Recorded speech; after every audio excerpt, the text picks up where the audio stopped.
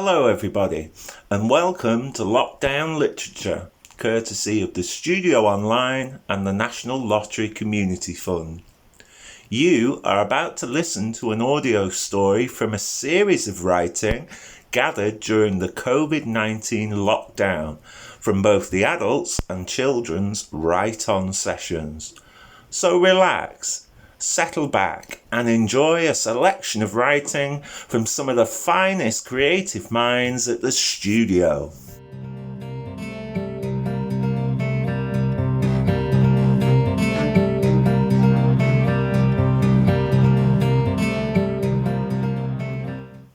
Kouros by Paula Page.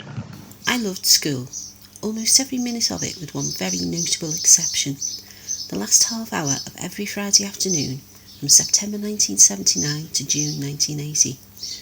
This was when Class 1S had a single lesson of English. I was not a poor student. In fact, English was one of my favourite subjects. But during that school year, we did not get taught English in any meaningful, rewarding way. We had a spelling test every Friday without exception. It was clear from the start that our teacher, I'll call him Mr. A, was not happy in his work. I couldn't accurately put an age on him. At the time, I just thought he was old. I was 11. I couldn't really think anything else. In reality, he was probably no more than his early 40s. However, life or something had been unkind to this man, and he seemed to be determined to take it out on us.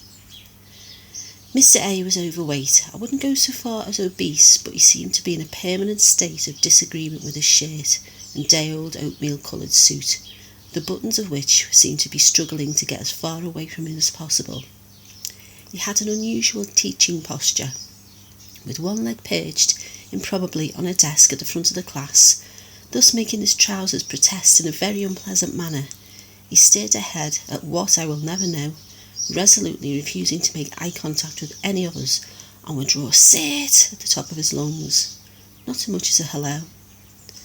As the class sat in complete silence, he would stalk around our desks, spitting out 30 words, which we had to write down and, of course, spell correctly. This pedagogue of epic proportions would then collect our books, sit down with a deep sigh as the ever-present beads of sweat gathered on his angry forehead, and would mark them before throwing them back at us 29 minutes past 3 exactly. Job done. Hello, Mr. Chips. It was not this that really disturbed me about this experience, it was the eye-watering stench of the man. When I entered his class for the first time, and for every subsequent lesson thereafter, I was hit by a wall of extremely pungent aftershave, which turned out to be Kouros by Yves Saint Laurent. He was never asked what it was he was wearing, no one dared. Rather, an eagle-eyed classmate spotted it lurking in the mouth of his battered old briefcase. It was like being hit soundly to the back of the head with a board duster. They could do that in those days, it was still allowed. At the end of what was an unreasonably long half hour, my eyes would invariably be red, and I couldn't wait to get out into the fresh air to clear the imminent banging headache induced by this foul cloak of unreasonable hatred that had enveloped me. If you Google Kouros, it actually is described as an extremely bipolar proposition. Apparently you either love it or hate it. I hated it, I really did, and I always will. They do say you can put an identical fragrance on two people and it will smell completely differently. Apparently it's all a matter of body chemistry. I do wonder if it was the darkness of Mr. A's demeanour, the absolute hatred sweating out of his angry, bloated body, combined with the stifling scent of Kouros that conspired to make him smell so terribly rank. I'm certainly not going to test the theory by buying a bottle for my other half. I won't even ask him to get a sample spray and boots. It's a fragrance I'll happily be never to encounter again. Don't get me wrong, I'm not averse to aftershave.